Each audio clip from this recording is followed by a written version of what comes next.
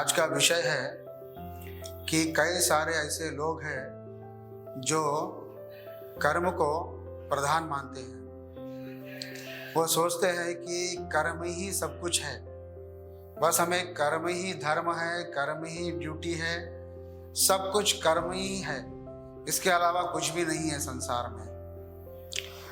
तो भागवतम इसका उत्तर देता है कि कर्म तो करना आवश्यक है।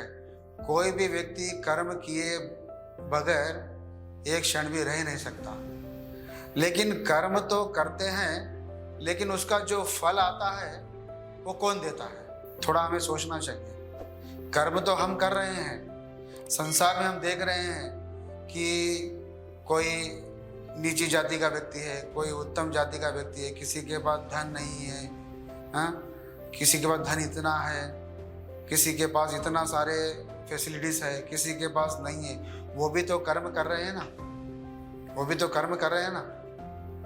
कुछ ऐसे लोग हैं जो ज़्यादा परिश्रम कर रहे हैं तो उनको ज़्यादा फल मिलना चाहिए। थोड़े लोग कम परिश्रम कर रहे हैं, उनके पास ज़्यादा वस्तुएं, ज़्यादा फैसिलिटीज आ जाती है। तो हाँ, ये कर्म से ही होता है, अच्छे या बुरे कर्म से ही फल मिलता है, लेकिन फल देने वाला कोई व्यक्ति है या नहीं है, इसके बारे में वो सोचते नहीं है।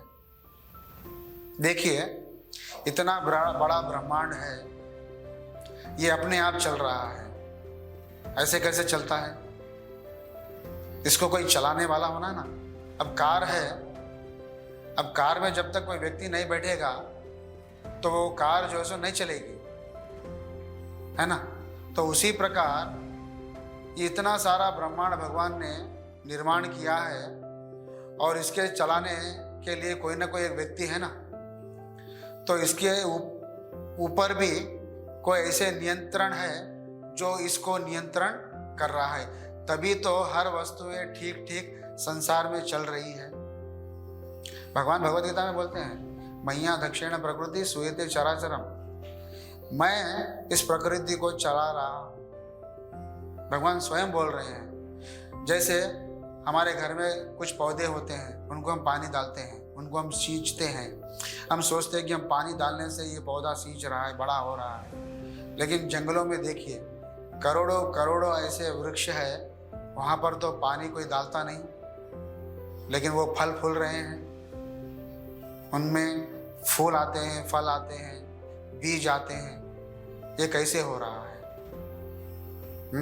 कोई ना कोई इसको चला रहा है, हाँ। और ऋतुएं बदलते रहती है, टाइम टू टाइम ऋतुएं बदलते रहती है, हाँ। सर्दी के मौसम में सर्दी आ जाता है, बारिश के टाइम पे बारिश आ जाता है, धूप काले के टाइम पे धूप काला आ जाता है।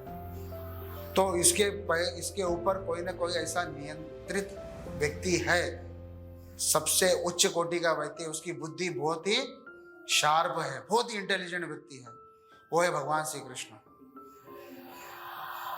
वो इंडिपेंडेंट है, वो स्वराट है, उनको कोई नियंत्रित नहीं कर सकता है, उनके अंडर सब कुछ ये कार्य होता है।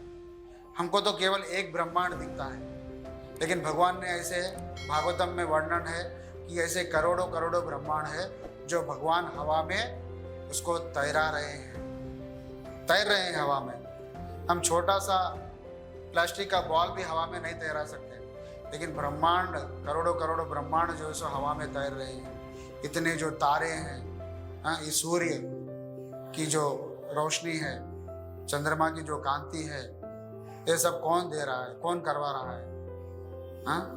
तो इसके पहले कोई ना कोई ऐसा व्यक्ति है जो सुपर पावर है।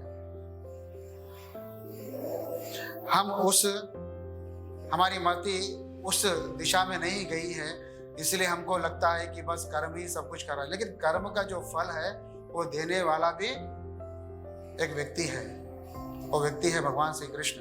भागवतम में इसका वर्णन है। तो इसीलिए भगवान उसके कर्म के ऊपर निर्धारित करते हैं कि इसको कौन सा फल देना चाहिए, इसको कौन सा फल नहीं देना चाहिए।